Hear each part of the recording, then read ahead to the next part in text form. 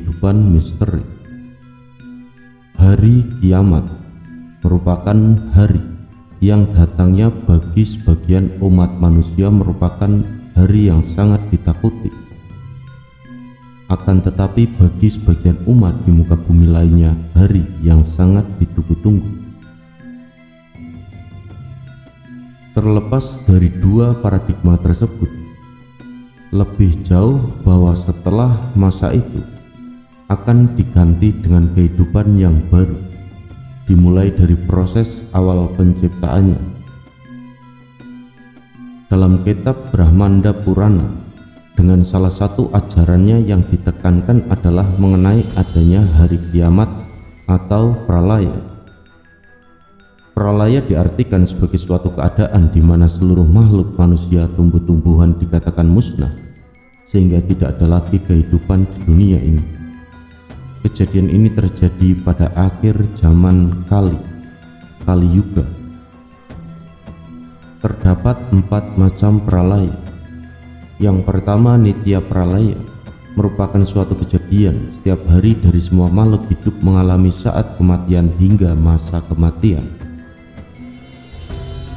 Yang kedua, Brahma Pralaya. Pralaya yang dialami oleh Brahma diartikan sebagai Brahma tidur atau istirahat, dan pada saat itulah semua kehidupan tidak ada lagi atau musnah. Yang ketiga ada Prakra Pralaya, sebagai masa awal penciptaan, di mana saat ini merupakan saat di mana alam yang tidak nyata atau alam awiyaka. Dan yang keempat adalah Atyantika Pralaya, masa di mana dari alam yang tidak nyata menjadi nyata. Di sini akan kita coba membahas mengenai Brahma Pralaya. Pada saat itu dikatakan merupakan hari kiamat. Tapi jika kita telah lebih lanjut dengan adanya pralaya yang ketiga dan keempat, ternyata hari kiamat yang dimaksudkan bukanlah merupakan akhir dari kehidupan itu sesungguhnya, karena kehidupan berikutnya akan terjadi lagi.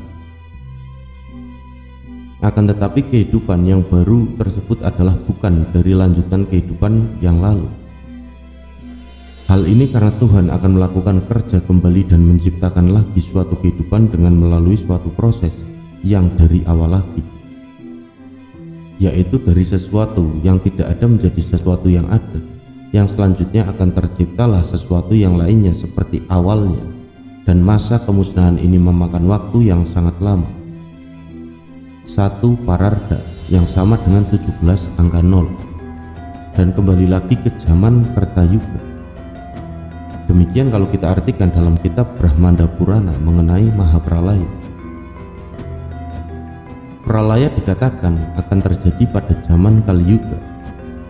Zaman Kali Yuga merupakan zaman terakhir dari keempat zaman yang ada, yang antara lain adalah zaman Treta Yuga, zaman Treta Yuga, dan zaman Dwapara Yuga, dan terakhir adalah zaman Kali Yuga.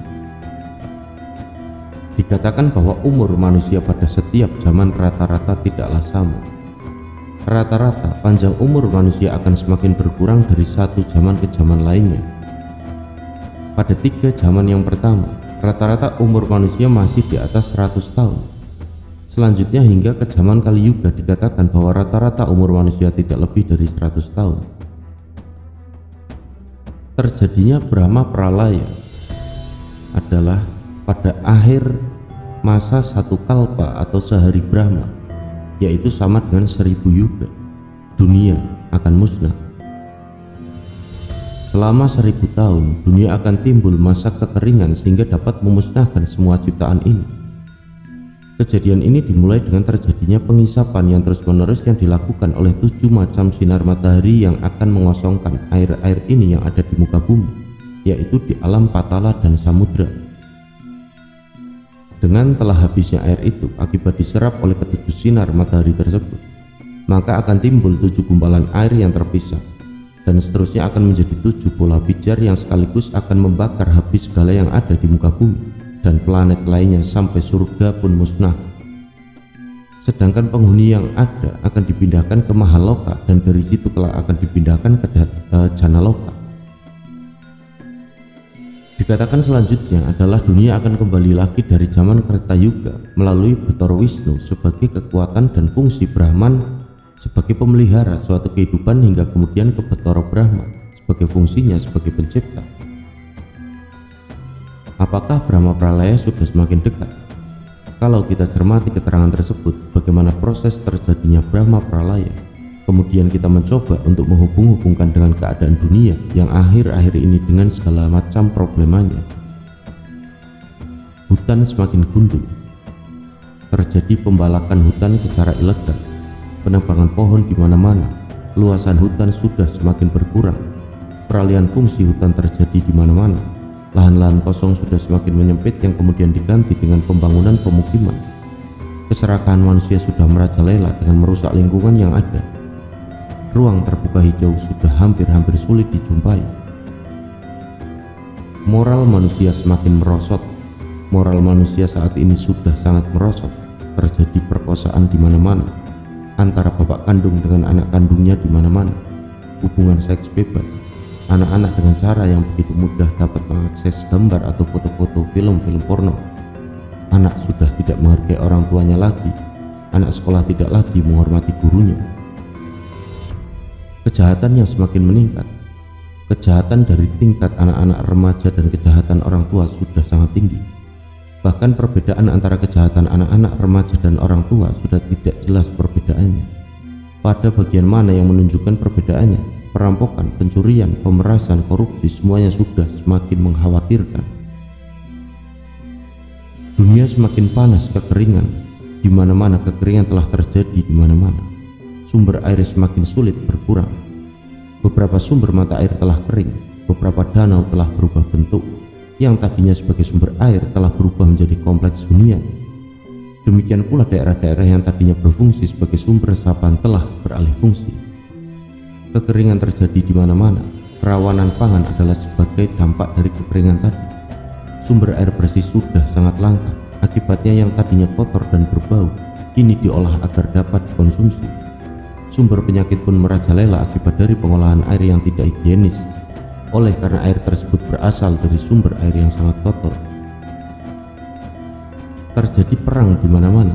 Perang dimaksudkan adalah bukan saja perang yang terjadi antara negara, akan tetapi juga perang yang terjadi antara suku, perang antara desa satu dengan desa lainnya, kampung satu dengan kampung lainnya, perang antara kelompok, perang antara anak sekolah dengan segala bentuk permasalahan. Semuanya akibat dari masalah perut yang kosong, masalah tanah, masalah kekayaan dengan segala bentuknya. Manusia saling membunuh dengan sadisnya. Saat ini hanya karena masalah uang Rp1.000 saja orang sudah begitu tega saling membunuh. Pembunuhan mutilasi tanpa perasaan dan tanpa penyesalan telah begitu gampang dilaksanakan oleh seseorang terhadap teman akrabnya sendiri. Bahkan seorang anak dengan sadisnya membunuh orang tuanya hanya karena hal yang sepele, tidak diberi uang. Hanya karena sebiji buah nangka saja seorang anak tega membunuh kakaknya. Anak SD secara nekat telah menggantung dirinya karena belum membayar uang sekolah ataupun karena tidak dibelikan handphone, dan masih banyak lagi contoh yang lainnya. Bencana terjadi di mana-mana. Bencana sepertinya tidak putus-putusnya terjadi di muka bumi ini. Dari tsunami, angin puting beliung, topan, dan lain-lain yang begitu banyak namanya. Gempa bumi, gunung-gunung meletus mengeluarkan kawahnya, dan tanah longsor maupun banjir yang semuanya memakan banyak korban jiwa maupun materi yang tidak sedikit jumlahnya. Tampaknya dunia, bumi sudah sangat payah menopang segala macam bentuk kehidupan dan perbuatan manusia yang berada di atasnya, yang diandaikan bumi sebagai seorang manusia yang sudah renta dan sedang kesakitan berjalan tertatih-tatih memikul beban yang sangat berat. Bahwa zaman Kali Yuga sudah semakin tua dan semakin dekat berakhirnya. Masa kerja Brahma tampaknya sudah semakin dekat untuk menuju masa istirahatnya. Dan jika Brahma beristirahat, maka bersamaan dengan itu pula terjadilah suatu kehancuran dengan bumi. Bumi dengan segala isinya beserta planet-planet lainnya akan hancur lebur yang akhirnya menjadi musnah. Keadaan inilah yang dikenal dengan istilah kiamat, Maha Pralaya. Apakah tanda-tanda yang telah disebutkan di atas merupakan tanda-tanda akan datangnya sebuah peristiwa luar biasa dan merupakan akhirnya zaman Kali Yuga oleh karena Brahman telah payah dan perlu beristirahat? Semua yang ada di dunia, baik itu merupakan benda mati maupun benda hidup, akan menuju kemusnahannya. Bahwa yang ada di dunia ini adalah bersifat tidak kekal atau sementara. Semua akan termakan oleh waktu. Waktu jualah yang akan menentukan akan datangnya peristiwa yang maha dahsyat tersebut. Berputar, berjalannya waktu tidaklah dapat ditunda atau dibatalkan. Dia akan berjalan terus sesuai dengan hukum yang ada.